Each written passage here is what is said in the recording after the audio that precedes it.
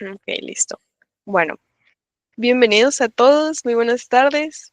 Y nos complace mucho contar con la presencia de todos en esta última ponencia del primer concurso de revisiones sistemáticas de AC Monizón y SOCE Monizón. Y bueno, en esta ocasión tenemos el honor de presentar a Jesús Javier Maldonado, que es una persona muy especial para SCOMP y muy especial para SOCE Monizón también, porque es donde nació. Y bueno, Jesús Bon es médico interno de pregrado de la Universidad de Sonora en el Hospital General de Navojoa. Ha ostentado los cargos de oficial local de publicaciones médicas 2021-2023, coordinador de informática y estadística de SCOM Nacional 2023-2024 y presidente del Comité Local Sociomunizón 2023-2024. Ha sido ponente a nivel nacional e internacional en diversos congresos, así como autor de distintos artículos de divulgación y difusión científica. Actualmente es asistente de políticas para la Vicepresidencia de Asuntos Externos Nacional y también editor en jefe de la revista científica mexicana de Médicos en Formación. Y bueno, sin nada más que agregar, te cedo la palabra, Bon. Excelente, muchísimas gracias por la presentación. Es un gusto estar en casa, por así decirlo, ¿no? En la Universidad de Sonora más que nada, y pues con AC Unison y Social Unison, gran crossover, por así decirlo. El día de hoy vamos a ver un tema muy importante para nosotros que tal vez pues no lo tomamos muy en cuenta al momento de estar haciendo por primera vez nuestro artículo científico, ¿ok? ¿Por qué? ¿Qué es esto? ¿Qué es lo que nosotros hemos estado viendo a lo largo de esta campaña? Hemos estado viendo, pues, la motivación, más que nada, hemos estado viendo la estructura de una revisión sistemática en esta gran campaña. Entonces, ahora vamos a ver esos puntos que nosotros vamos a definir al momento de presentar nuestro cartel científico, que, pues, es una revisión sistemática, ¿no? Todo esto, todo igual que en la carrera, que es una manera lógica, coherente y sencilla, es lo mismo que debe seguir una misma redacción al final de cuentas, ¿ok? Voy a compartir pantalla para explicarles un poquito más de lo que vamos a hablar. Un segundo.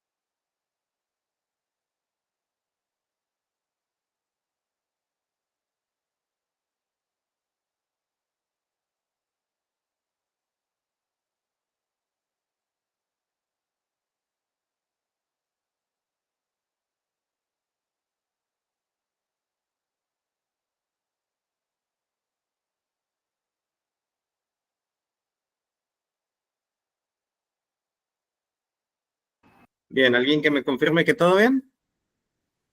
Todo bien. Vale, vale. Bien, pues como ya me presentaron, mi nombre es Jesús Javier Bol Maldonado, me pueden llamar Bol sin ningún problema. Actualmente funjo como editor en jefe de la revista científica mexicana de Médicos en Formación, revista arbitrada por el Comité Permanente de Publicaciones Médicas de la AMEF, para no decir el nombre más largo. Y el día de hoy pues vamos a ver redacción científica, pero lo vamos a especificar, vamos a ir un poquito más de lo general a lo específico. ¿Por qué? Porque todas las revisiones, al final de cuentas, tienen alguna característica particular, que es la comunicación científica. ¿Cuáles son los pasos esenciales de la comunicación científica? Pues van a ser eso que les diré a continuación, ¿ok? Entonces, como tal, ¿cuáles son los objetivos que nosotros vamos a seguir en esta charla, al final de cuentas? Primero que nada, vamos a identificar las principales características de una redacción científica efectiva. ¿Cuáles son los pasos que les comentaba previamente? El segundo, comprender la estructura básica de un artículo científico. Bueno, nosotros no podemos aprender a hacer redacción científica si no sabemos cuáles son las estructuras esenciales que debe llevar un artículo científico, ¿verdad? O un cartel científico, al final de cuentas, ¿no? Si lo extrapolamos. Lo tercero es reconocer los errores comunes en la redacción científica.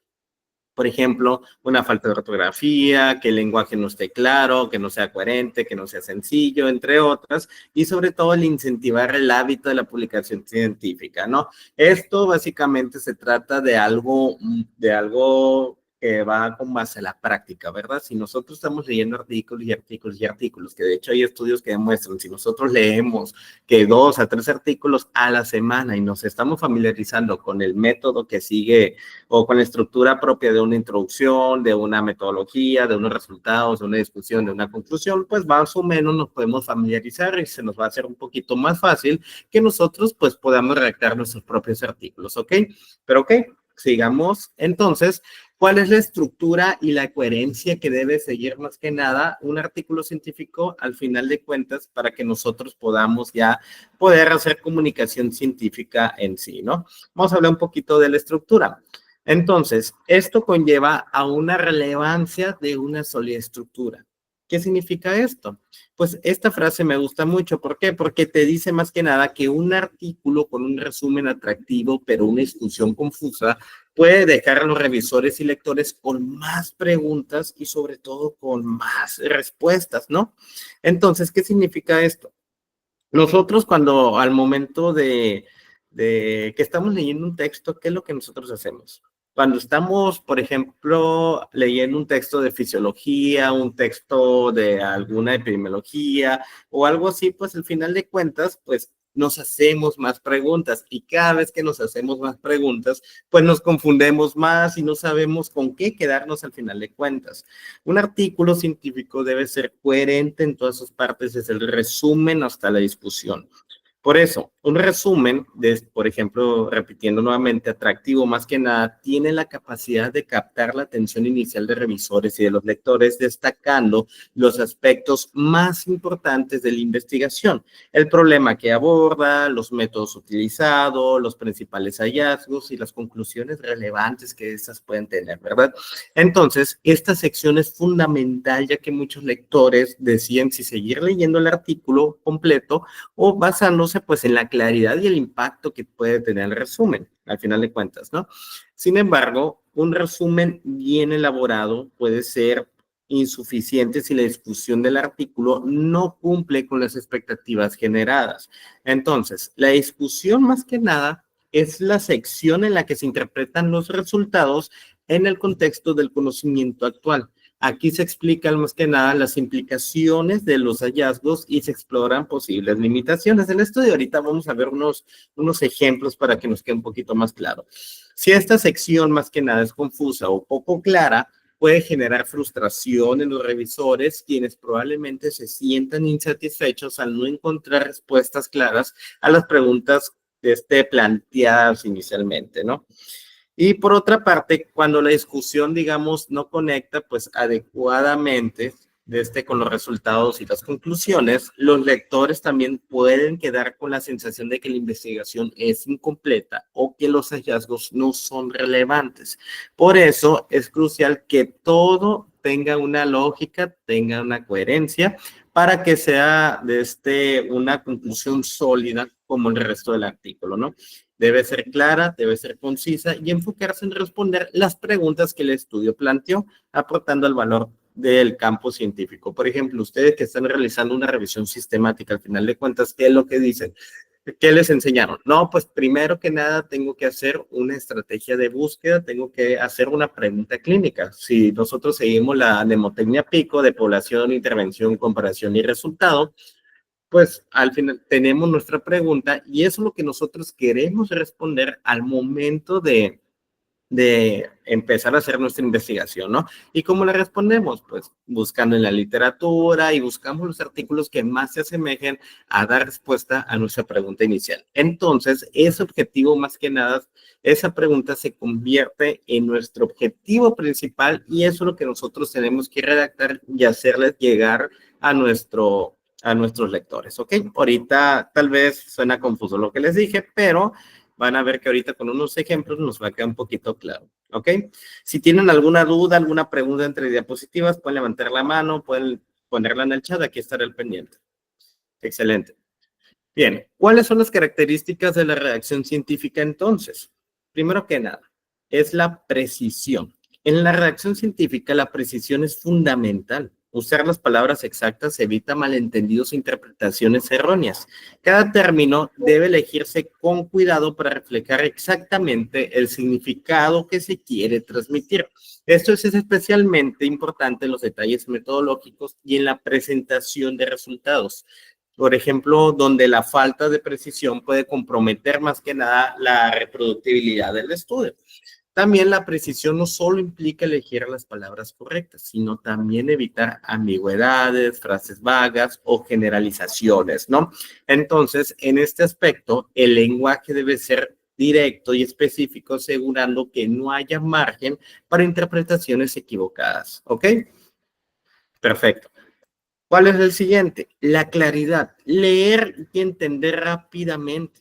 Esto es esencial para que ustedes como lectores, para ustedes como científicos, puedan entender el contenido rápidamente sin necesidad de releer varias veces, lo que les comentaba previamente. Si nosotros estamos leyendo un texto y no salimos del mismo párrafo, algo está pasando con la claridad de ese artículo. Esto se logra utilizando un lenguaje sencillo y directo, evitando oraciones complicadas o estructuradas en exceso. No hay que ponernos muy científicos o ponernos muy acá términos que ni uno mismo entiende. ¿Por qué?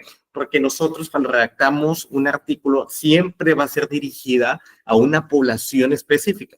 En este caso, si vamos a hacer un concurso de revisiones sistemáticas, y va a ser entre revisiones por pares, por ejemplo, entre estudiantes de medicina, pues el lenguaje que yo voy a utilizar más que nada va a ser dirigido a otros estudiantes de medicina. Si voy a participar en un congreso, por ejemplo, de cardiología, y va a haber mucho cardiólogo especialista, pues mi lenguaje se tiene que adaptar a la temática de ese congreso. Entonces, a eso se refiere la claridad al final de cuentas, ¿no? Entonces, la coherencia en la presentación de ideas también contribuye a la claridad, permitiendo que el texto fluya de manera lógica. Ya en la redacción científica, aquí pues, es algo muy crucial, ¿no? Ya que los conceptos complejos deben ser explicados de manera comprensible, ¿no? El lector debe poder seguir fácilmente el argumento y entender los métodos, los resultados y conclusiones sin esfuerzo necesario. ¿Ok? Perfecto. Tercer punto, brevedad, información pertinente al contenido del artículo. Aquí se refiere a incluir solo la información relevante y eliminar detalles innecesarios. ¿Por qué? Porque es importante que al momento que ustedes estén redactando su cartel científico, es importante no extenderse en descripciones o análisis que no contribuyen directamente al objetivo del artículo. Cada palabra, cada oración y cada párrafo debe cumplir una función clara. Al ser conciso, se respeta el tiempo del lector y se facilita la comprensión del contenido. Entonces, la brevedad no significa sacrificar la claridad o precisión, como ya lo comentamos previamente, sino que implica presentar la información de manera compacta, manteniendo la esencia y el valor de lo que se quiere comunicar. ¿Ok? Perfecto. Y por último, la formalidad. Idioma al nivel adecuado para este tipo de comunicación. Nosotros tenemos un lenguaje con el que nos comunicamos con otros colegas. Por ejemplo, me tocó asistir a un congreso hace poco que el lenguaje entre otros colegas siempre va a ser los números, por ejemplo, o va a ser, no sé, algo elocuente, o va a ser términos específicos, o dependiendo la temática en la que se encuentran. Entonces, la redacción científica exige un tono formal adecuado al público al que se dirige, que generalmente es una audiencia, pues, especializada, ¿verdad? Este nivel de formalidad implica el uso de un lenguaje técnico, de un lenguaje preciso y sobre todo académico, evitando expresiones coloquiales, humor o subjetividades, ¿ok? Aquí no tenemos que decir, ¿sabes qué? No, pues que hice un estudio y guachamos estos resultados, pues como que no, ¿verdad? Tenemos que tener una forma elocuente, una forma muy respetable porque somos científicos, vamos a ser científicos, actuamos como científicos y órale, a presentar como científicos, ¿ok? Y el respeto a las normas gramaticales y la estructura lógica también es parte de la formalidad, así que no solamente trata de hablar bonito, sino que también trata de hablar con una buena sintaxis, con una buenos puntos de ortografía, entre otras cosas, ¿no? Y aquí asegura que el texto sea tomado con seriedad y sobre todo pues con profesionalismo.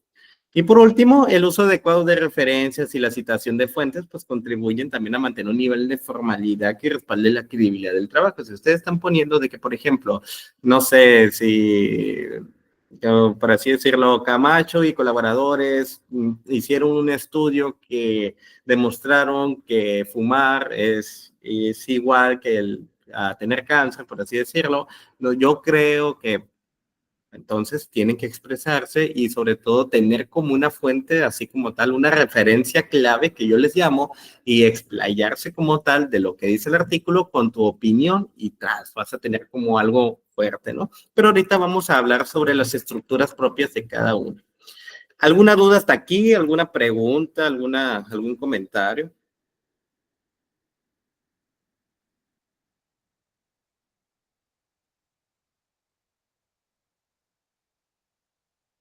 Todo claro por mi parte. Ok, excelente. Bien. Aquí está la referencia, luego les paso los artículos. Entonces, ¿cuáles son las preguntas frecuentes que me ha tocado ver y que yo las he vivido al momento de redactar un artículo científico? Y no solamente un artículo científico, redactar un cartel científico. Bueno, no un cartel científico, al redactar un ensayo, un diagnóstico de salud que de nuestra comunidad que nos han hecho en nuestra universidad o incluso alguna revisión bibliográfica de alguna materia, ¿por qué debo escribir un artículo? Más que nada. Bueno, bueno, ya nosotros nos preguntamos, decimos el por qué, ya sabemos el por qué. ¿Sabes qué? Porque quiero aportar a la construcción colectiva del conocimiento, porque quiero, no sé, quiero publicar, quiero aumentar mis ganas de expandir el conocimiento, quiero currículum vitae. Ok, depende de los intereses de cada quien. ¿Qué debo expresar en ese artículo? Ok, pues bueno, estoy viendo que en mi ciudad está habiendo mucho de casos de dengue, pues ¿cómo voy a expresar por medio de un escrito que hay muchos casos de dengue? ¿No? ¿Cómo lo voy a expresar? Es la siguiente pregunta. ¿Cuál es el público a quien debo dirigirme? Ahorita comentamos que dependiendo del sapo, pues la pedrada, por así decirlo, ¿no? De una forma coloquial, ¿no? Que debemos evitar en una presentación, pero aquí si ustedes se van a dirigir a estudiantes de medicina, dirijan ese texto a estudiantes de medicina. Si ustedes van a dirigir el texto a médicos ya de base o algo así, dirijan el lenguaje de esos médicos. ¿Por qué? Por ejemplo, en AMEF nosotros tenemos una revista, la revista coloquial que es médico-cultural, perdón, que es la revista Soy AMEF. Ahí podemos hacer, son artículos de divulgación. La diferencia entre un artículo de divulgación y de difusión es que de divulgación hasta el abuelito lo puede entender más que nada, ¿ok? Y de difusión, pues es una comunicación entre pares, entre científicos, entre médico con médico, entre químico con químico, entre profesor con profesor, ¿ok? Entonces, ya depende, si tú vas a hacer un artículo de divulgación, dirígelo al público, al que esté pues interesado en esos tipos de artículos. Si vas a redactar un artículo de difusión, dirígelo al par al que tú te encuentres o al campo especializado de interés, ¿ok? Bueno, esas son las preguntas frecuentes que nosotros hacemos y espero que compartamos la misma opinión al final de cuentas, ¿ok? Pero bueno, ahora sí viene lo bueno. ¿Cuál es la columna vertebral de un artículo científico? Tal vez ya lo hemos visto al momento de dar la charla de la estructura de una revisión sistemática. Es similar. ¿Por qué digo similar? Porque cambian las estructuras. Sin embargo, no cambia como tal el contenido en sí. El formato IMRAD, que es IMRID, introducción, método, resultados y discusión, es un estándar ampliamente utilizado en la redacción de artículos científicos diseñado para estructurar la información de manera lógica y eficiente. Cada sección cumple una función específica. La introducción, por ejemplo, contextualiza el problema de investigación, presenta los objetivos y formula las preguntas que el estudio aborda. ¿Ok? Los métodos detallan el procedimiento utilizado, permitiendo que otros investigadores puedan replicar el estudio. Y mientras que los resultados exponen los datos obtenidos sin interpretación, mientras que la discusión analice sus resultados en relación con el conocimiento previo y sus implicaciones, ¿no? Entonces, este formato mantiene un registro de las ideas de forma clara y concisa, lo que facilita al lector seguir el desarrollo de la investigación de manera coherente. Entonces, al estar organizado de esta manera, el contenido está estructurado y es fácil de comprender, permitiendo que los lectores científicos se enfoquen en los elementos clave del estudio sin perderse en detalles innecesarios, ¿no? Como ya comentamos, que tenemos que tener una precisión, una concisión, una brevedad y una formalidad. Para esto nació este método como tal. Entonces, no solo asegura que la información sea presentada de manera lógica, sino también que sea accesible tanto para expertos en la materia como para quienes buscan familiarizarse con el tema. ¿Ok? Entonces, vamos a ver cómo se estructura, cómo se redacta cada apartado de lo que estamos leyendo aquí, ¿ok? Bueno, mantiene un registro de las ideas de forma clara y concisa y contenido organizado fácil de comprender. Pasos en una revisión sistemática. Aquí empieza lo bueno, nuevamente. Primero que nada, seleccionamos el tema. Ya, cualquier tema. Yo, por ejemplo, mi primera revisión sistemática fue implicaciones de la COVID-19 en la población materno-neonatal en el año 2021, creo. Luego, vas a conceptualizas como tal y creas el protocolo al final de cuentas. Ok, aquí más o menos haces como presentas lo que tú vas a hacer, sabes qué metodología vas a utilizar, qué esto, qué lo otro, etcétera. Para este punto, nosotros a lo mejor ya buscamos los artículos científicos como tal, ¿ok? Ya buscamos, por ejemplo, qué base de datos.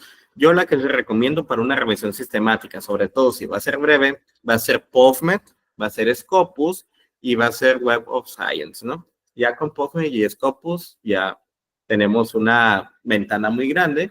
Para este punto, pues tal vez ya los buscamos.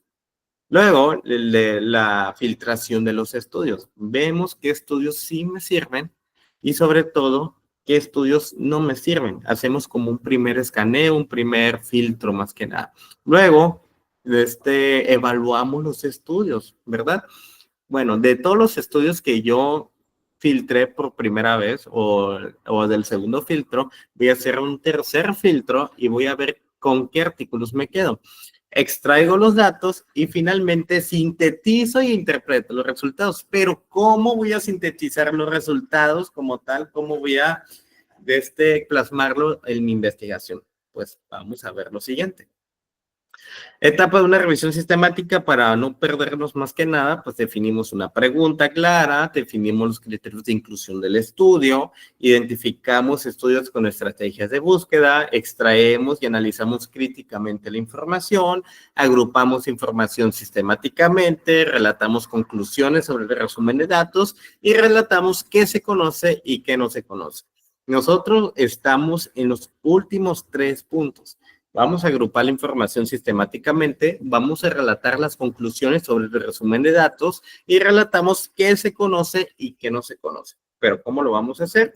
De la siguiente manera. Nuevamente establecemos una pregunta clara de interés, que esto es el punto inicial por el que nosotros vamos a iniciar más que nada la revisión sistemática. ¿Se acuerdan que ahorita les dije que nuestra pregunta de investigación es crucial para redactar nuestro objetivo? Nuestra pregunta va a ser para ser respondida al final de cuentas por medio de nuestra revisión sistemática. Entonces, ¿y si va a ser el objetivo de nuestra investigación? Responder mi pregunta clínica que hice por medio de la mnemotecnia PICO. Por ejemplo, de cuál es la población de interés, las características, la importancia, la intervención, exposición, la comparación, si aplica o no aplica, o los resultados o las variables más importantes para la evaluación. ¿Ok? Pero bueno. Ahora bien, ya tenemos todo eso, ya hicimos toda ya unimos las piezas del rompecabezas, ya tenemos los artículos, bueno, ya. Tengo que redactar mi artículo científico, pero no sé cómo. ¿Qué problema se quiere estudiar? Introducción. ¿Cuál es el problema que se quiere estudiar? Para esto tienen que tomar en cuenta la pregunta que hicieron, la pregunta PICO. Población, intervención, comparación y resultados. De ahí parte todo. Se escribe en presente. Primero que nada, toda introducción se va a escribir en presente. ¿Ok? Tiene como objetivo Aquí más que nada va a permitir más que nada destacar la relevancia actual del tema y situar el estudio dentro de un contexto mayor. Entonces, para ello es fundamental tener un conocimiento profundo de la literatura existente, lo que implica revisar investigaciones previas y demostrar que se entiende el estado actual del conocimiento en el área. Por eso la importancia que se escriba en presente, ¿no? Entonces, otro punto importante que no debemos pasar desapercibido es que debemos tener gran conocimiento del tema existente, que ya les comenté, debe ser corta e interesante, debe ser breve y directa, captando el interés del lector desde el principio.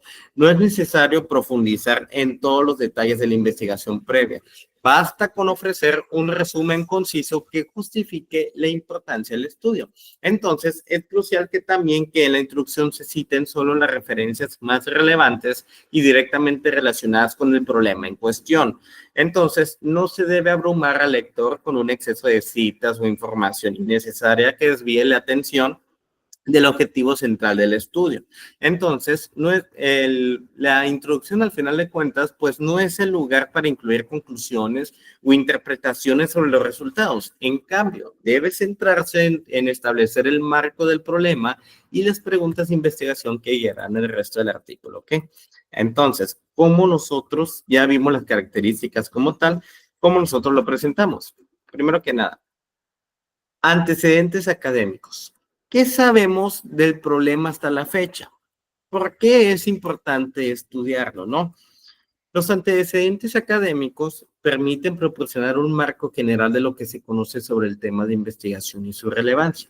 Al introducir el problema, se deben citar estudios previos que hayan abordado el tema de manera significativa, resaltando los descubrimientos más importantes que han moldeado el campo al final de cuentas.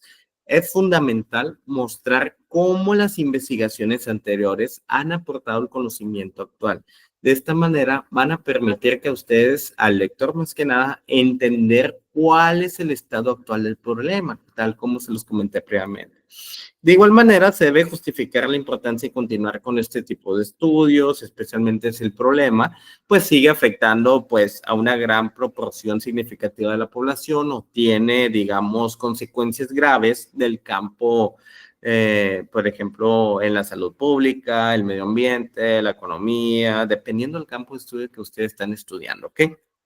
Entonces, más que nada, la clave es ser conciso, pero exhaustivo en la exposición de los antecedentes, citando únicamente aquellos estudios más relevantes que sirvan como base para el trabajo propuesto. Entonces, la importancia del estudio debe ser clara, respondiendo a preguntas como, ¿por qué es urgente investigar este tema? ¿Qué impacto tiene más que nada en la población o en el campo de investigación? ¿Qué impacto, no, por ejemplo, no sé, qué impacto puede tener en una persona? ¿Qué impacto puede tener en una población determinada? Bueno, ¿qué ejemplo les puedo compartir? Ejemplo, la hipertensión arterial afecta a más de 1.28 mil millones de personas y es una de las principales causas de enfermedades cardiovasculares y accidentes cerebrovasculares. Como ya dije, di una introducción a lo que es el tema principal. Mi problema principal es la hipertensión arterial. Puso una estadística breve, 1.28 mil millones de personas y es una de las principales causas de enfermedades cardiovasculares y accidentes cerebrovasculares. Cité la referencia donde saqué esa cita, ¿no?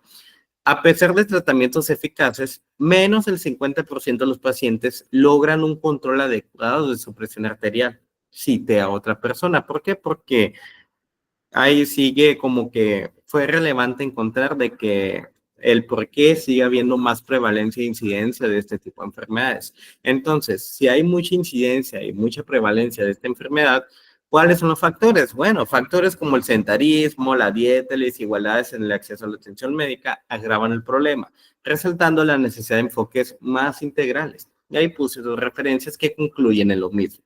Entonces, a eso nos referimos a poner como antecedentes académicos. Entonces, vemos qué es lo que se ha estudiado, cuáles son las cifras, cuáles son las estadísticas fundamentales y pum, las encajamos en una sola, ¿ok? Y lo segundo, laguna del conocimiento, que es lo más importante. ¿Qué pregunta o problema queda por resolver? Cuando nosotros leemos un artículo científico, sobre todo nos vamos al apartado de la discusión, al final de cuentas, siempre va a haber un apartado que diga limitaciones del estudio. Toda investigación, la mayoría sobre todo, va a tener alguna limitación. Por ejemplo, una de las limitaciones más frecuentes es que no se estudió una población general. Por ejemplo, si nosotros estamos haciendo un estudio sobre factores de riesgo cardiovasculares de un pueblito chico que ni siquiera existe estadística como tal, pues al final de cuentas es una limitante para el Estado, es una limitante para otras investigaciones que nosotros pues podemos usar como base y aportar nuevo conocimiento. Entonces, siempre que ustedes lean cualquier un artículo de ahora en adelante, vean qué limitaciones existen dentro, ¿ok? Aunque se conocen los factores de riesgo de la hipertensión arterial, aún no se comprende completamente cómo influyen los determinantes sociales y económicos en su control, especialmente en poblaciones vulnerables. Esto limita el desarrollo de estrategias efectivas y equitativas para mejorar el manejo del HTA. Entonces, ahí ponemos más o menos. Ya vi de los antecedentes que existen más que nada de mi problema inicial, pues veo pues, qué laguna hay de conocimiento y cómo yo puedo aportar desde mi revisión sistemática, desde mi estudio de casos controles, desde mi estudio transversal, para poder aportar a este conocimiento, ¿no? ¿Alguna duda hasta aquí antes de pasar al tercer punto?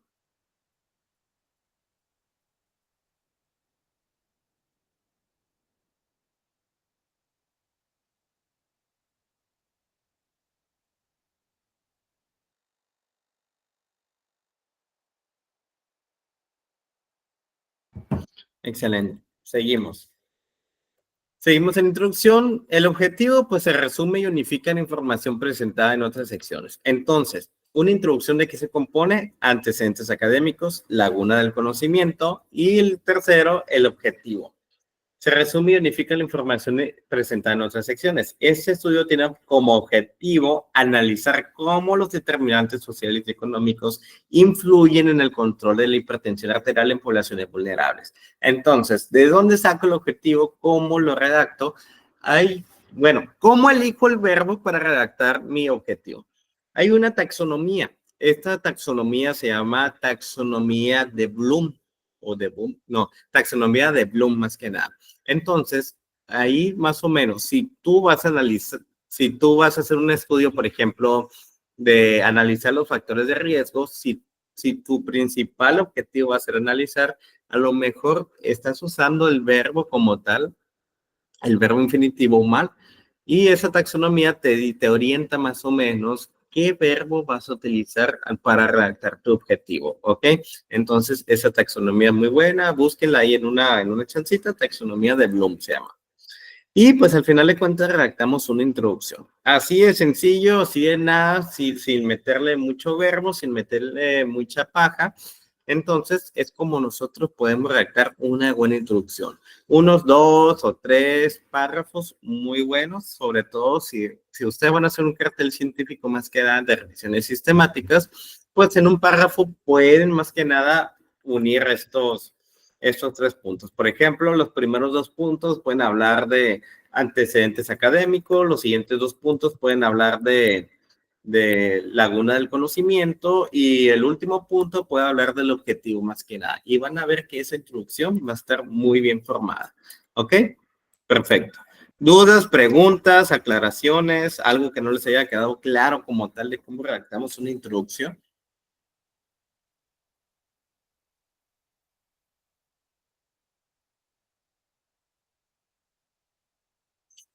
¿No? Ok. Metodología. ¿Cómo se ha estudiado el problema? Te pregunto. Se escribe en pasado y de forma impersonal más que nada. Básicamente aquí ustedes empiezan a redactar qué es lo que hicieron, ¿ok? ¿Qué es lo que hicieron? ¿Cómo lo hicieron? Y pues, ¿por qué lo hicieron? Lo redactan en la introducción, pero más que nada, pues aquí lo hacen de una manera mucho más amena y más metódica, por eso se llama metodología, por así decirlo, pero aquí va a permitir más que nada una presentación objetiva de los procedimientos y técnicas utilizadas en la investigación. Este enfoque va a facilitar que otros investigadores puedan replicar el estudio en el futuro, asegurando que la descripción sea lo suficientemente detallada y clara para permitir pues, la reproducción de los resultados. Y al redactar pues, la metodología, es esencial incluir información sobre el diseño del estudio, la población del objeto del estudio, los criterios de inclusión y exclusión, y así como las herramientas y técnicas de recolección de datos empleadas, ¿no? Entonces, aquí la metodología debe respetar la cronología de los eventos, presentando los pasos en el orden en que se llevaron a cabo. Porque, por ejemplo, si ustedes dicen, como van a redactar una revisión sistemática, pueden decir, se realizó una revisión sistemática de la literatura en la base de datos de PubMed, Scopus, Web of Science, Elsevier, El Cielo, BBS, dependiendo de la base de datos, bajo la siguiente terminología y ponen sus términos mesh, que por ejemplo COVID, COVID-19, cardiovascular disease, o dependiendo de lo que ustedes están buscando. Se utilizaron los siguientes, se utilizó como criterios de inclusión, de que, por ejemplo, artículos que estén en español, en inglés, ¿qué otra cosa? Artículos que no sean estudios transversales, que solamente sean metaanálisis, se utilizaron también estudios, se excluyeron aquellos estudios que sean cartas al editor, estudios de editorial, por ejemplo, ensayos clínicos aleatorizados y criterios de eliminación que aquellos artículos que formaban parte de los de inclusión, pero al final de cuentas los eliminamos porque no respondía a la pregunta inicial que nosotros le hicimos. Con esa metodología que es muy vasta para una revisión sistemática, que yo les recomiendo que lean, que tomen como ejemplo una revisión más que nada que esté ahí presente cualquier base de datos, se puedan guiar y van a conocer un poquito más de esta estructura, ¿no? Entonces, esto no solo ayuda a comprender el proceso de investigación, sino que también va a establecer la validez temporal de los hallazgos, mostrando cómo cada etapa se relaciona con las otras. Entonces, el enfoque cronológico es clave para que los lectores sigan la lógica del estudio y comprendan cómo se llegó a los resultados, ¿no?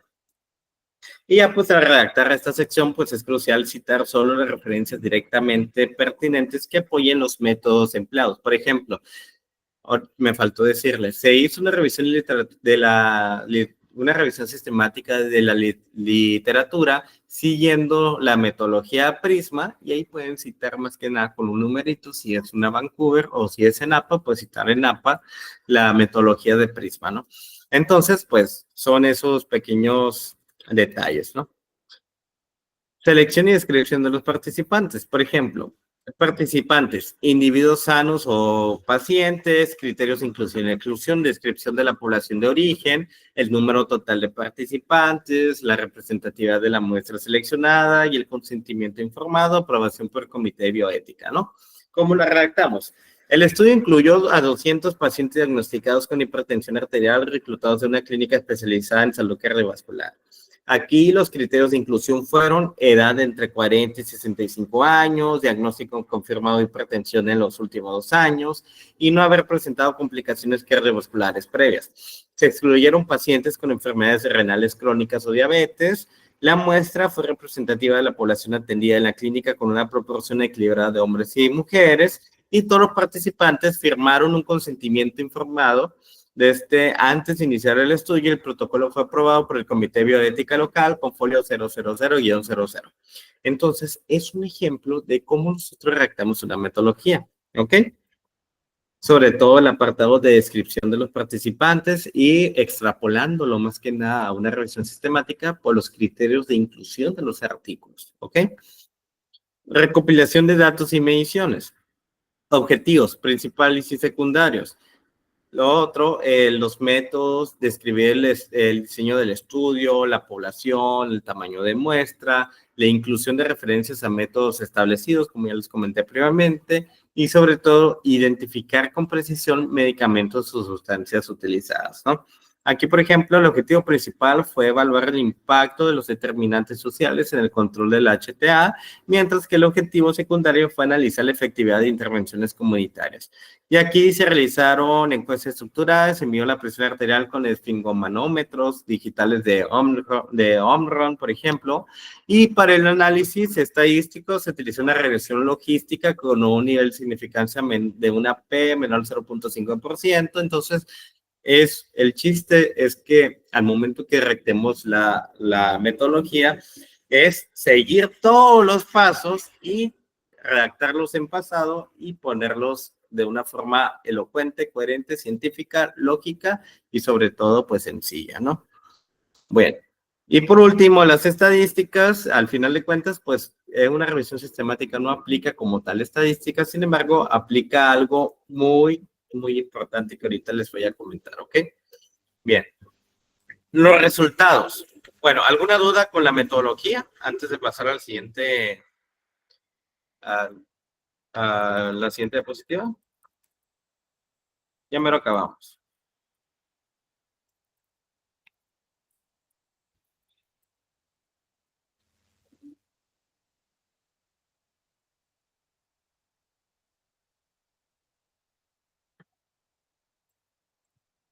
Excelente.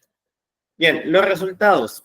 Presenta los resultados de forma secuencial, enfocándote primero en los hallazgos principales sin repetir datos innecesarios de tablas o figuras. Una de las características muy fundamentales de Prisma, más que nada, que es la guía de excelencia para redactar alguna revisión sistemática que ahorita le podemos dar como una revisión rápida, te dicen que una imagen vale más que 1000 palabras, ¿ok?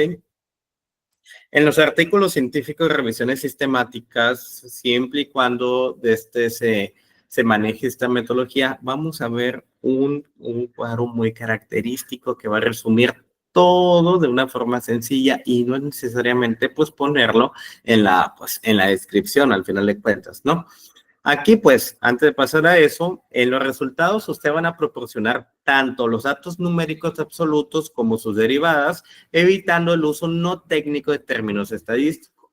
Usen tablas o gráficos solo cuando sean necesarios para respaldar el argumento del artículo, evitando la duplicación de información entre ambos. Y sobre todo, estratifiquen los datos demográficamente, por ejemplo, la edad y el sexo, siempre que sea posible, a menos que existan razones claras para no hacerlo, las cuales deben justificarse. Ejemplo, este estudio halló que el 50% de los participantes controló adecuadamente su HTA, destacando la influencia del nivel educativo. Entonces, el diseño transversal limita la causalidad y muestra una menor tasa de control en hombres, sugiriendo la necesidad de intervenciones específicas. Las limitaciones incluyen la falta de generalización por la muestra regional. Los resultados implican que futuras investigaciones deben centrarse en estudios longitudinales y en mejorar la educación en salud. En conclusión, se resalta el papel de los determinantes sociales en el control de la hipertensión arterial, distinguiendo entre significación estadística y relevancia clínica. Entonces, vamos a darle un poco más de sentido a esto. Este apartado, sí o sí, desde mi punto de vista, obviamente va a haber otras opiniones, pero si nosotros vamos empezando, sí o sí debe ser incluido en su revisión sistemática. En su cartel científico se vería muy bonito, créanme, que pongan este diagrama. Ahorita les voy a pasar el link, les voy a pasar el borrador, les voy a pasar las instrucciones de cómo nosotros presentamos como tal los resultados de esta manera. Por ejemplo, identificación. Identificación de estudios de las bases de datos y registro que nosotros guiamos, ¿no? Primer apartado, identificación, que son los registros identificados de base de datos y registrados por nuestra cuenta. Por ejemplo, ahí ponemos todo lo que tenga que ver con PubMed. Si yo, por ejemplo, puse PubMed, tuve 500 artículos, en Scopus tuve 10 artículos y yo de mi base de datos personal metí 10 artículos. los pongo. Los pongo como n igual a de que PubMed, n es igual a 700. Luego, los registros que se eliminaron antes del filtrado, por ejemplo. Si nosotros encontramos citas duplicadas, pues ponemos cuántas citas o cuántos artículos duplicados se eliminaron. Luego, cuáles de este registro se marcaron como tal, como inegibles, que no sean leíbles, por así decirlo, o que por herramientas más que nada de automatización, que por ejemplo ahí ponemos de que por ejemplo otros 10, y los registros que fueron removidos por otra razón, que por ejemplo el abstract no estaba muy bien, era una carta al editor, entre otras cosas. Bien, luego nos vamos para abajo, que es el apartado de screening o de filtración. Entonces, registros más que nada filtrados, pues ponemos el total, ¿no? De que de todos los artículos de 700, yo me quedé con 400 artículos. Entonces, de esos 400 artículos, ¿cuántos artículos voy a excluir? Vamos a ponerle que 100 artículos. Entonces, ¿cuáles de este reportes más que nada voy a utilizar para mi investigación? Pues voy a utilizar de esos 400 más que nada, pues voy a realizar 300, ¿no? Y así, más que nada vamos a ir siguiendo una metodología como tal, y al final de cuentas vamos a explicar más que nada cómo aquellos artículos fueron más que nada evaluados por la elegibilidad. Y ponemos otra pestañita al lado y vamos a explicar la razón más que nada de por qué se excluyó. Que por ejemplo, cartas al editor eran 5 cartas al editor. Ensayos clínicos aleatorizados eran 6 ensayos clínicos aleatorizados que no me servían para nada. Que por ejemplo, estudios en inglés, pongo el total de estudios en inglés. Por ejemplo, no sé, ¿qué otro les gusta? Estudios que el abstract nada que ver, que de hecho sí lo pueden poner, pero de una forma más formal, pues 10 artículos. Al final de cuentas, nosotros vamos como tal, sacando y sacando artículos que al final de cuentas nosotros incluimos en nuestra revisión sistemática. Créanme que una vez nosotros hicimos una revisión de 700 artículos y nos quedamos con 20 al final de cuentas, ¿ok?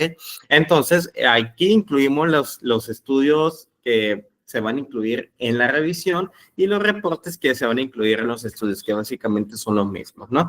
Entonces, este cuadro más que nada ya trae sus instrucciones, ya trae todo. Ahorita les voy a pasar las directrices para que puedan, más que nada, pues, redactar su revisión sistemática. No sé si tengan alguna duda, alguna pregunta con esto, pero sí o sí, este cuadro, más que nada, sí me gustaría que esté en su cartel científico. Preguntas, dudas, es algo muy confuso, pero al momento que estemos sobre la marcha, pues sí va a ser un poco más fácil de digerir, por así decirlo.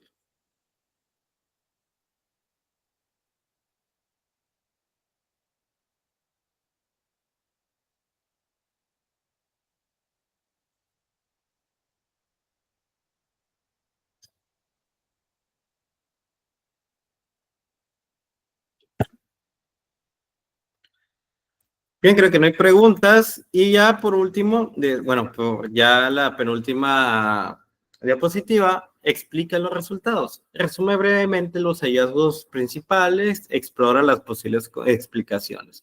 Enfatiza los aspectos nuevos e importantes de tu estudio, indica las limitaciones de tu estudio, explora las implicaciones del mismo para futuras investigaciones. No repitan en detalle datos de otras secciones del manuscrito y vinculen las conclusiones con los objetivos del estudio. ¿Cómo le redactamos? Pues básicamente le damos sentido entre el objetivo del estudio, entre la metodología del estudio y lo que yo encontré en el estudio. Le damos sentido. Este estudio halló que el 50% de los participantes controló adecuadamente su hipertensión. Pues redacto más o menos el resultado inicial y sobre todo, pues, hacemos como un énfasis, destacando la influencia del nivel educativo. Entonces, pues aquí limita la causalidad y muestra una menor tasa de control en hombres, sugiriendo la necesidad de intervenciones específicas y pues ponemos más o menos las limitaciones, ¿no? Que incluyen la falta de generalización por la muestra regional, que lo que les comentaba previamente. Y en conclusión, se resalta el papel de los determinantes sociales en el control de la hipertensión, distinguiendo entre significación estadística y relevancia clínica. Entonces, ustedes aquí se les da sentido. Expliquen lo que ustedes buscaron y traten de fundamentarlo con otros estudios, ¿ok? Esa es la única manera en que nosotros vamos a hacer una discusión. Una discusión no, sí puede ser breve, ya depende de cada autor más que nada si se va a esparcir o no, pero siguiendo las características del lenguaje científico más que nada, pues nosotros debemos tomar en cuenta en que sea fácil de comprender todo este tipo de cosas, ¿ok? Y la conclusión, pues no es normativo en el modelo inicial que ya les comenté, pero es esperado en la mayoría de las revistas por parte de los evaluadores. Algunas lo consideran como criterio determinante de la calidad del trabajo. Por ejemplo, como editor en jefe, nosotros nos hemos visto de que recibimos artículos sin alguna conclusión y pues es como que, ¿y tus conclusiones? ¿Sabes cómo? Entonces, la conclusión aquí al final de cuentas debe reflejar de forma muy general los resultados encontrados, pero de forma menos estructurada que el comienzo de la discusión. ¿Ok? Entonces, pues aquí tomamos en cuenta ciertas características diciendo, ¿sabes qué? Pues es importante que nosotros tengamos en cuenta que la hipertensión arterial siempre va a ser un problema de salud pública a nivel nacional. Entonces debemos comenzar estrategias y pueden hacer un llamado a la acción, un llamado a otros autores a realizar más investigaciones sobre eso, dependiendo qué conclusión puedas hacer, ¿no? Pero bueno, esto es la estructura propia sobre cómo se redacta más que nada una metodología, cómo redactamos una discusión, una introducción, unos resultados y sobre todo una conclusión de una forma muy generalizada, sobre todo como las bases esenciales para que nosotros podamos comprender la relevancia más que nada en la redacción científica. No sé si tienen una pregunta, alguna duda, ya para continuar con el último tema, que solamente es una diapositiva.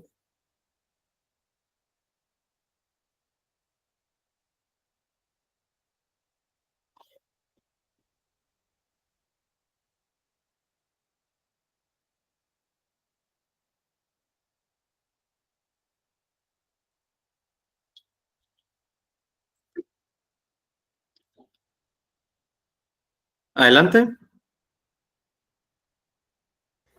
Entonces, la conclusión la ponemos por separado de la discusión o dentro de la misma discusión. Lo más recomendable es que sea separado de la discusión. ¿Por qué? Porque al final de cuentas es como una complementación pues un poco más personal, ¿no? Por ejemplo, este enfoque más que nada debe ofrecer una reflexión, ¿no? General sobre los resultados obtenidos, pero pues como les comenté, de manera menos estructurada que las secciones anteriores del manuscrito.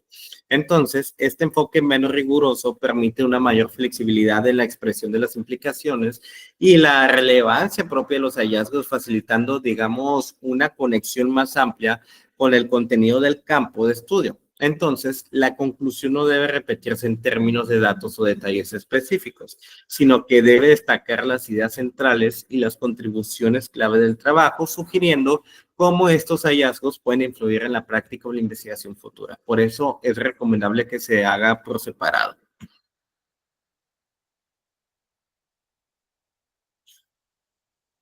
¿Ok? Sí, muchas gracias. Excelente. Bien. Bueno, pasamos al siguiente tema ya para terminar. Coherencia y fluidez. Así de una manera sencilla y así. ¿Cómo mejoramos la coherencia al final de cuentas? Primero que nada, transiciones. Las transiciones son fundamentales, más que nada, ya que permiten conectar ideas y secciones de manera fluida. Entonces, utilizar frases de enlace que en este caso son los conectores de un discurso, que lo pueden investigar, conectores de un discurso argumentativo. Ahorita les voy a mandar algunas cosas en el chat, en el que tenemos en el grupo. Aquí utilizamos esos conectores que facilitan a los lectores a seguir el hilo argumentativo del manuscrito. Entonces, ayuda a evitar confusiones y malentendidos. Por ejemplo, palabras y frases como además, sin embargo, por lo tanto y en consecuencia son esenciales para guiar al lector a través de diferentes partes del artículo, ¿no? Entonces, no solo mejoran la cohesión del texto, sino que también fortalecen la lógica del argumento. En la redacción científica, nosotros no parafraseamos, no tratamos de explicar lo que dice un artículo científico, ¿ok? Si un artículo como tal, un autor en sí está diciendo, ¿sabes qué? Pues la hipertensión arterial es fundamental. Es un problema de salud pública. Ustedes no van a ir al texto más que nada a decir, según el autor, es un problema de salud pública. Esto significa que la hipertensión arterial es una enfermedad, bla, bla, bla. No, argumenten el por qué es un problema de salud pública. Esto significa que van a tomar como referencia el texto principal que dice ese artículo científico y la reflexión personal del por qué ustedes creen que es un problema de salud pública. Entonces, al final de cuentas, eso es la argumentación científica, ¿ok? No parafraseamos lo que dice un artículo al momento de que nosotros estemos redactando los artículos. Estamos argumentando el por qué los hallazgos que yo estoy teniendo y los hallazgos que tuvo en otro artículo están fundamentando mi punto de vista principal. ¿Ok? Es un tip que yo les doy y les va a cambiar el chip al momento que redacten cualquier artículo. Uso del lenguaje claro y conciso, ya lo platicamos, ya saben, facilita la comprensión del contenido. Un estilo de escritura accesible asegura que los lectores, independientemente de su nivel de experiencia en el tema, pues puedan captar las ideas y resultados presentados, ¿ok? Y la revisión y edición. Aquí es muy importante que nosotros leamos y leamos al final de cuentas. Es vital revisar el borrador para identificar incoherencias, errores gramaticales y mejorar la claridad del texto. Entonces, este proceso no solo se trata de corregir faltas ortográficas, sino de evaluar más que nada la estructura y la lógica del argumento presentado. Y, por ejemplo, la autoedición, más que nada, permite al autor reflexionar sobre su trabajo y hacer ajustes que puedan mejorar significativamente, pues, la calidad del documento, pues, en sí, ¿no? Entonces, todos estos pasos son los que nosotros seguimos para poder hacer una redacción científica, ¿no? Como les digo, es algo muy sencillo, pero se hace más sencillo si nosotros lo practicamos día con día. Bien, esto ha sido todo. No sé si tengan alguna pregunta, alguna duda, algún comentario, alguna experiencia. Espero les haya gustado, hayan sido enriquecedora para su formación. Al final de cuentas, si tienen alguna duda o si quieren algún tipo de ayuda al momento de que estén redactando su artículo científico o estén, digamos, o estén atorados en su revisión sistemática, me pueden mandar un mensaje, mi contacto está ahí en el grupo, o me pueden contactar por el correo electrónico, siempre estoy al pendiente de todo ello. Igual les pido a Grecia y a José que pueden compartir mi número, se pueden comunicar a través de ellos y sin ningún problema, pues aquí estaremos al pendiente, ¿no? ¿Preguntas, dudas? Sí, aquí hay varias en el chat. Yo tengo una, de hecho. Adelante. Mi duda es, yo cuando hago pues revisiones y así tiendo mucho, bueno, revisiones narrativas, ¿no? Tiendo mucho a buscar en artículos en las referencias de otros artículos. No sé si me explico, o sea, si veo en un artículo, en este estudio encontramos tal, y yo digo, wow, eso me puede ser útil, entonces me voy a las referencias y uso ese artículo. ¿Es posible hacer esto en una revisión sistemática? Sí, es posible. Al final de cuentas, eso se le conoce como Si yo no lo encuentro como tal en PubMed, si no lo encuentro en Scopus, pero lo encuentro en un artículo, eso se le conoce como literatura gris, literatura que no puede existir alojada en una base de datos, que no está dentro de una revista como tal, pero sí está dentro de un artículo. Entonces, pues, al final de cuentas, si nosotros lo encontramos en una referencia como tal, al momento que estemos leyendo ese artículo y ese esté dentro, ¿puede responder a nuestra pregunta de investigación? Claro que se puede, ¿no? Sin ningún problema, pero al momento de estar redactando los resultados, pues lo ponen como tal, ¿no? De los resultados que se encontraron por literatura gris, ¿no? Es un concepto muy, muy padre que de hecho nosotros definimos literatura gris como, por ejemplo, las tesis, los artículos, las monografías, todos ellos que pueden ser útiles para nuestras investigaciones, pero claro que se puede. Ok, muchas gracias. Y otra pequeña duda de eso mismo.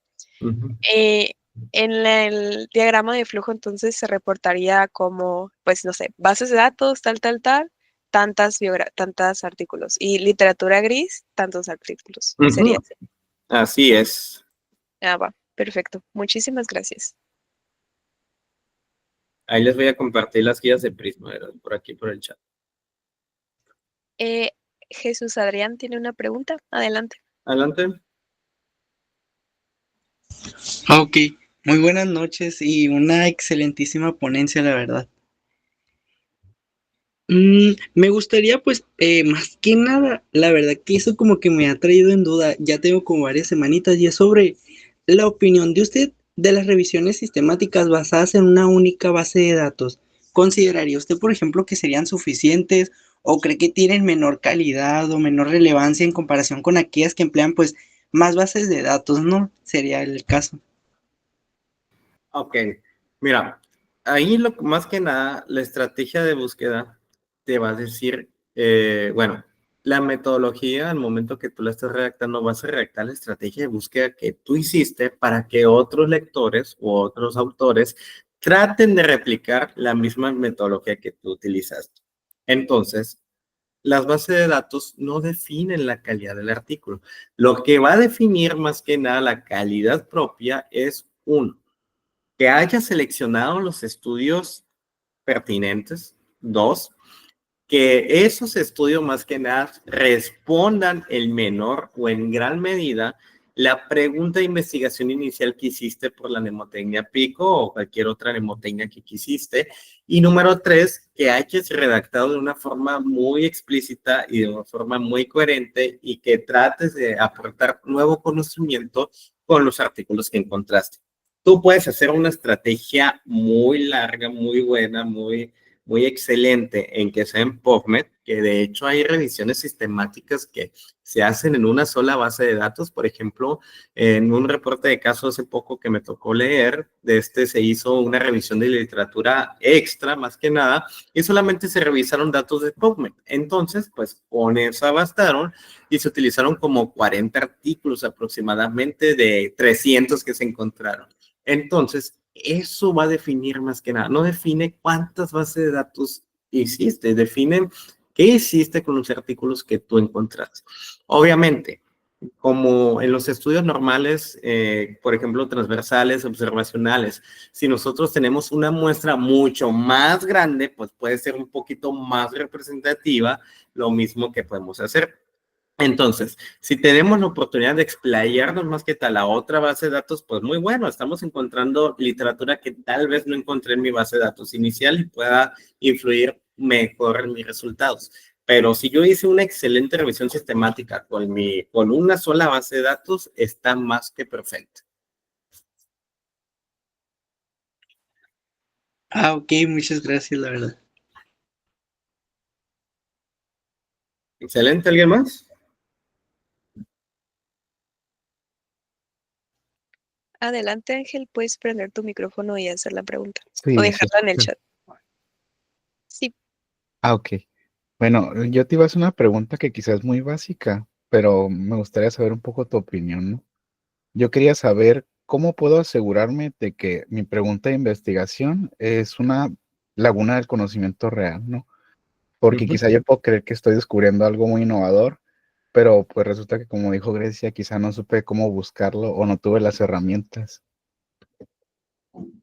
Ok, para que sea una laguna del conocimiento. Bueno, eso nosotros, por ejemplo, tenemos mucho lo que es la observación al final de cuentas, ¿no? Algo que nos caracteriza a nosotros como investigadores es que observamos, criticamos, enjuiciamos como tal y sobre todo pues sacamos conclusiones al final de cuentas. Entonces, primero que nada, lo que podrías hacer al final de cuentas es ver si es de interés al final de cuentas esa pregunta de investigación. ¿Cómo te puedes dar cuenta? Si tú leíste un artículo científico previamente en cualquier revista y te diste cuenta que no hay muchos estudios sobre eso, entonces pues al final de cuentas pues se convierte como una buena pregunta de investigación generando alguna, aportando algo a esa laguna del conocimiento. Hace poco yo también tuve una charla con otro comité local y les comentaba, cualquier tipo de investigación, cualquier pregunta de investigación, cualquier objetivo de investigación o cualquier idea es buena. No necesitas hacer algo innovador. Con solamente hacer algo, no sé, replicar algo en una población que no existe datos algunos, es muy bueno para generar investigación, para generar estadística, para generar algún tipo de conocimiento, para generar estrategias, para hacer, no sé, algún tipo de programa, algún tipo de actividad. Entonces, eso es lo que va a definir que sea una muy buena pregunta de investigación. Ok, no todas las preguntas, pues sí, van a cubrir como tal lagunas del conocimiento, pero si tu pregunta de investigación es muy específica de algo, sobre todo si es en tu entorno o de lo que tú estuviste observando a lo largo del tiempo o a lo largo de tus prácticas clínicas o a lo largo de tus lecturas o algo así, al final de cuentas se puede convertir en una pregunta de interés, pero como te digo, esto ya depende muchísimo si realmente es una muy buena pregunta y eso lo decides tú al momento de que busques como tal la pregunta como tal. Si tú, por ejemplo, tienes alguna pregunta sobre una pregunta muy famosa que se hizo en 2019 por allá de apendicectomía con antibiótico-terapia para apendicitis, entonces, pues, si esa es tu pregunta de investigación, puedes buscar algunas cosas, puedes buscarla y si ya existe como tal esa pregunta, puedes mejorarla o puedes clasificarla de que, ¿sabes qué? Pues ya se descubrió que la apendicectomía es mejor que la antibiótico-terapia. Entonces, bueno, entonces, ¿qué técnicas de apendicectomía se pueden utilizar para resolver el problema principal que es la apendicitis? Bueno, ya se descubrieron qué técnicas, pero ¿qué estudios o qué otra técnica puede ser mejor que esta técnica que se descubrió? Puedes hacer un estudio de no inferioridad, de inferioridad, dependiendo cuál es la técnica. El punto es que es hacerla interesante y no solamente quedarte atrapado de que sabes que me ganaron mi idea, ¿no? Busca más ideas, trata de buscar más, de generar un poquito más de echarle más coco, por así decirlo, y vas a ver que esa pregunta al final de cuentas se va a convertir en una verdadera laguna del conocimiento capaz de responderla, ¿no? No sé si respondí tu duda. Sí, muchas gracias. ¿Alguien más?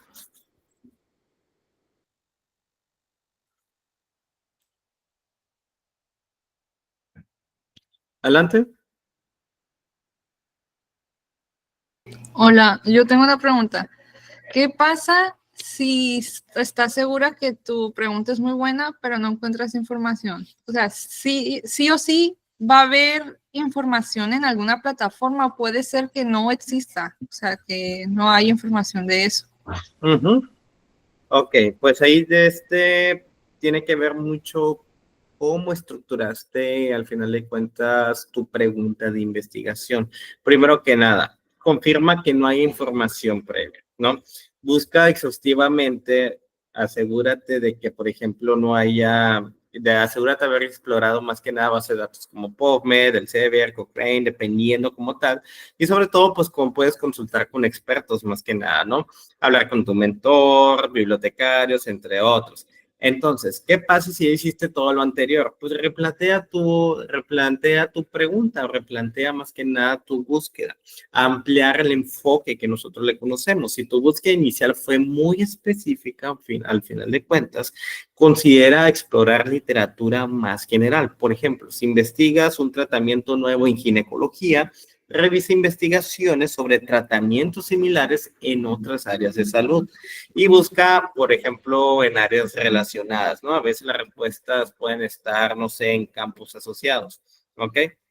Y sobre todo, pues puedes considerar la posibilidad de innovar al final de cuentas, explorar estudios preliminares o directos. Entonces, pues ya depende muchísimo cuál es el enfoque que le estás dando a tu pregunta. Pero el secreto ahí es replantear tus objetivos y sobre todo replantear tu pregunta y sobre todo apoyarte de un mentor experto en metodología, más que nada, en hacer tu estrategia de búsqueda. No sé si respondí tu pregunta. Sí, gracias. ¿Alguien más?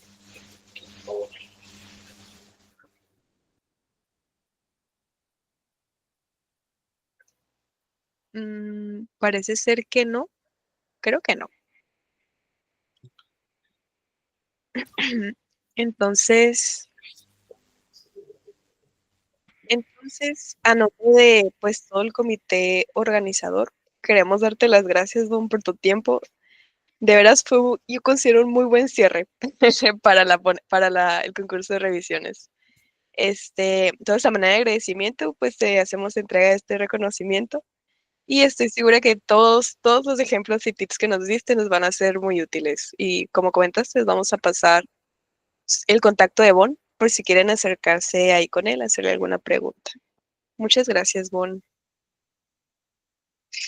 A ustedes, aquí estaremos al pendiente. Final, Bon. Albón.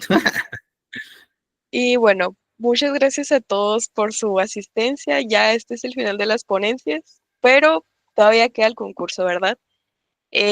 Más adelante les vamos a preparar una sesión de preguntas y respuestas para pues ayudarles así con cualquier traba que tengan en sus revisiones.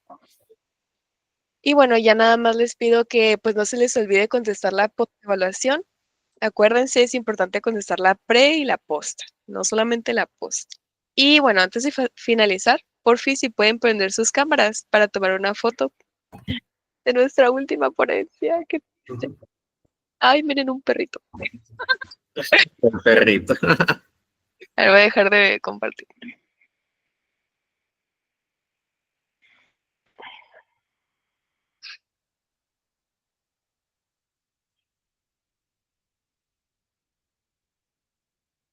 A ver.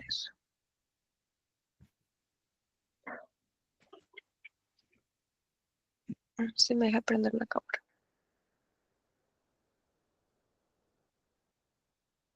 Si me dejó. Ok. A ver, espérenme tantito. Y ahí va, ¿eh? Quienes no pueden prender cámara, pongan una reacción. Ahí va. 1, 2, 3. Y espérenme tantito. Déjenme la guardo. Y ahí va otra. Ahí está. 1, 2, 3. Listo. Ok. Muchas gracias a todos por su asistencia. Ahí nos veremos cuando sea el concurso. Espero que todos participen, de los que están aquí. Y los que no están también. Excelente, pues. Ahí nos estamos viendo. Sale, Descansen. Bon. Muchas gracias. Cuídense bien, pórtense mal. Adiós.